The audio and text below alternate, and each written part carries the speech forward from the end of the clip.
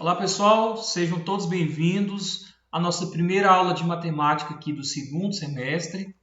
Estou muito feliz de poder dar continuidade ao meu trabalho com vocês. Espero em Deus que eu possa continuar com vocês até o final do ano. É muito proveitoso, né, o nosso trabalho. E hoje, pessoal, nós estamos num formato de aulas diferenciadas, né?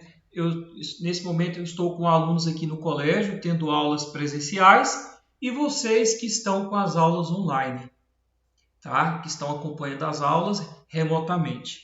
Então, de forma que eu possa conciliar o trabalho do presencial com o online, eu vou estar disponibilizando para vocês vídeos. E esses vídeos que eu vou estar gravando, inclusive esse vai ser o primeiro que eu vou mostrar para vocês, é o mesmo conteúdo que eu vou explicar no presencial. A diferença é que esse daqui já está gravado, eu vou deixar disponibilizado no grupo e os alunos do presencial terão essa aula aqui comigo ao vivo, tá?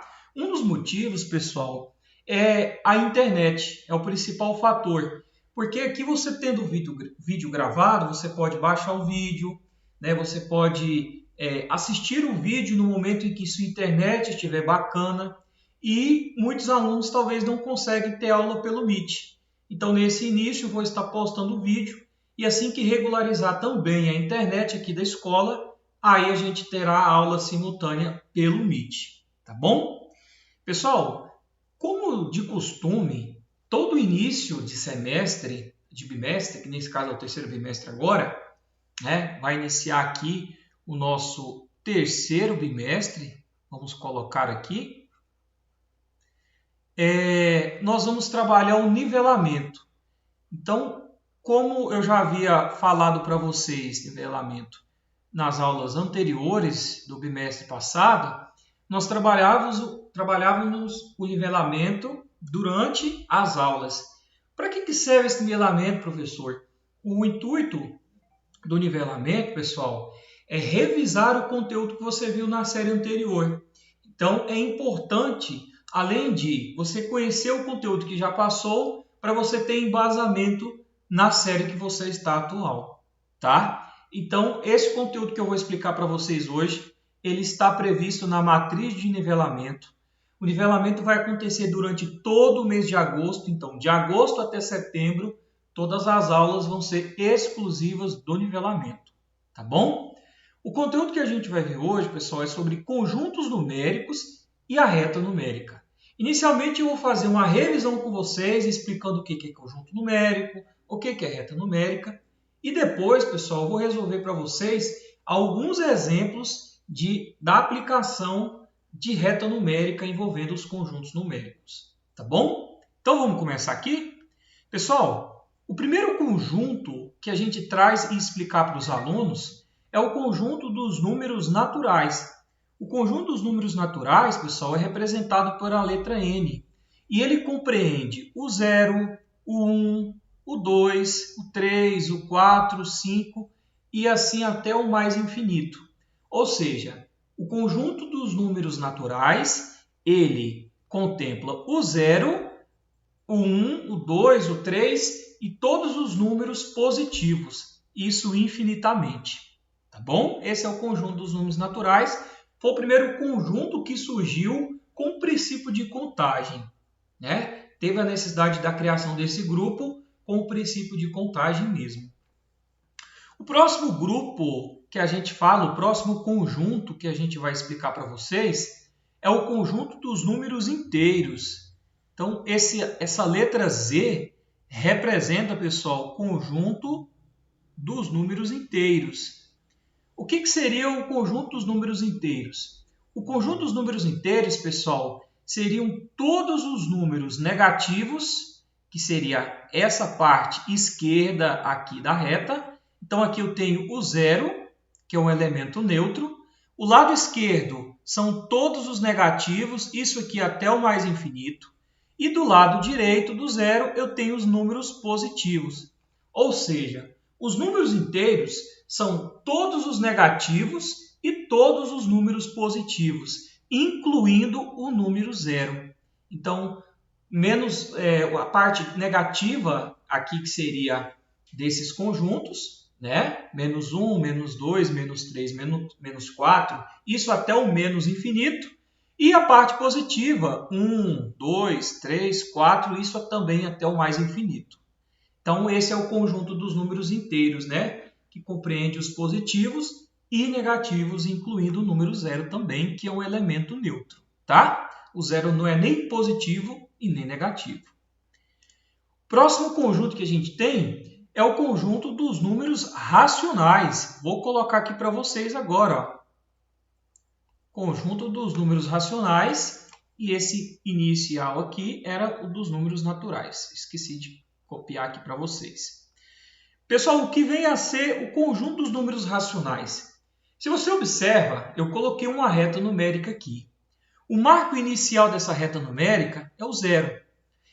O conjunto dos números racionais são todos os números naturais, ou seja, o 1, o 2, o 3 e assim até o mais infinito.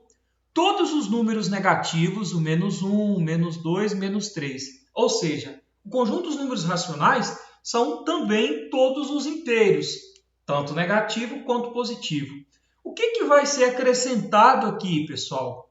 Nesse caso, os racionais, o que a gente tem de novidade aqui são as frações, que é o que eu vou explicar para vocês agora, né?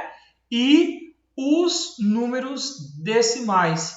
Então, você pode encontrar os números racionais que compreendem todos os inteiros, as frações e os decimais. Então, por exemplo, você tem aqui o zero, aqui você tem o 1/4, aqui você tem o 0,9, 1/4 é uma fração, 0,9 é um decimal. Então, todo esse conjunto aqui, né, os positivos, negativos, as frações e os decimais, é o que a gente chama de conjunto dos números racionais, né, que seriam as frações. Só enfatizando uma coisa, toda fração, por exemplo, como essa daqui, vou dar um exemplo dessa daqui, ó. Essa fração aqui é 1/4. Toda fração pode ser escrita em decimal. Então, 1/4 pode ser escrito, por exemplo, como 0,25. Então, toda fração pode ser escrito como decimal. Assim também como todo decimal pode ser escrito como fração. Essa é a característica de um número ser racional. É um número que pode ser representado em fração e também em decimal. Tudo bem? Com isso, pessoal, a gente vai chegar aqui em um novo conjunto, que seria o conjunto dos números inteiros. Deixa eu colocar ele aqui para vocês, ó. Esse é o conjunto dos números inteiros. O que esse conjunto tem para a gente verificar? O conjunto dos números irracionais, perdão. Estou lá no conjunto dos números inteiros aí. Gente, esse conjunto I é dos números irracionais, pelo amor de Deus, tio. Quem faz ao vivo, né? Conjunto dos números racionais, gente, é um conjunto em que não pode ser escrito na forma de fração. A diferença do irracional para o racional é que os números racionais eu posso escrever ele na forma fracionária e na forma decimal. Os irracionais eu não consigo, gente, escrever ele na forma de fração, tá? Geralmente, esses números irracionais vão aparecer para vocês como sendo decimais infinitos e não periódico.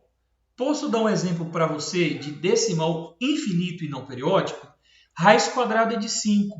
Você tem aqui 2,2360679. Observe, pessoal, que essa não é uma raiz exata, né? Portanto, ela é classificada como um número irracional. Esse número 2,2360679 infinitamente, você não vai encontrar um número que dividido por outro chegue a esse valor. É por isso que a gente fala que não podem ser escritos na forma de fração. Entendeu? Outro exemplo de número irracional é o π. O π, gente, você também não consegue encontrar um número que dividido por outro dê esse valor. 3,14159265. Lembrando que observe, gente, que esses números eles não são dízimas periódicas, né? Eles são não periódicos. Isto porque você tem o 1, o 4, o 1, o 5. Observe que esses números não têm um período correspondente. Por exemplo, uma dízima periódica seria 2,4444 infinitamente.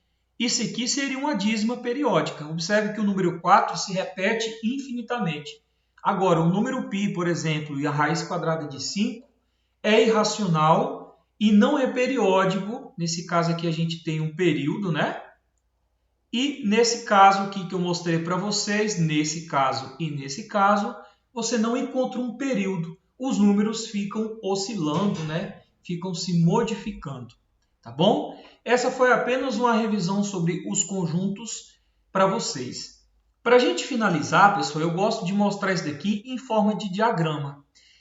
Vou colocar aqui para vocês entenderem. Qual foi o primeiro conjunto que eu expliquei para vocês? Foi o conjunto dos números naturais, não foi? Então, o primeiro diagrama que vem sendo formado é o conjunto dos números naturais. Depois, a gente falou dos números inteiros, que são todos os naturais, ou seja, todos os números positivos, e os negativos, incluindo o zero. Então, a gente fala que os números naturais, eles estão aqui, ó. A gente diz que eles estão contidos dentro do conjunto dos números inteiros. E aí a gente amplia esse diagrama desse jeito aqui, ó. Os conjuntos dos números inteiros ficam aqui. Ou seja, o conjunto dos números naturais estão contidos dentro do conjunto dos números inteiros. Qual que é o próximo conjunto que a gente falou? Conjunto dos números racionais. É esse daqui, né? E aí a gente tem mais uma ampliação aqui do conjunto dos números racionais, que é representado aqui pela letra Q. Né? O conjunto dos números racionais compreendem todos os inteiros e os naturais. E aí, gente, o próximo que a gente pode falar aqui é o conjunto dos irracionais. Só que tem uma diferença. Os irracionais, pessoal, é o seguinte.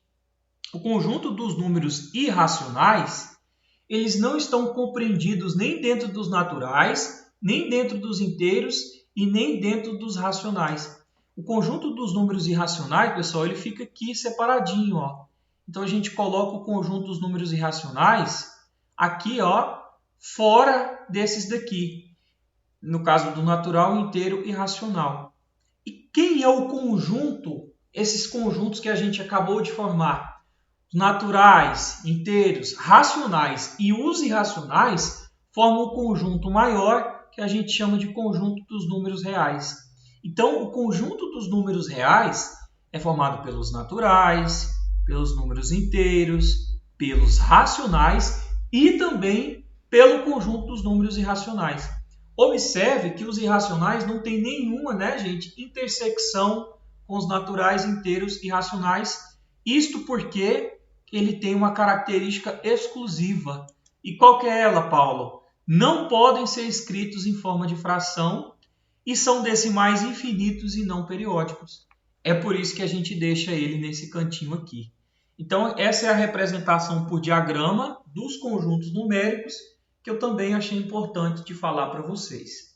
Agora eu vou estar resolvendo alguns exemplos da aplicação dos conjuntos numéricos para vocês entenderem na reta numérica, tá bom?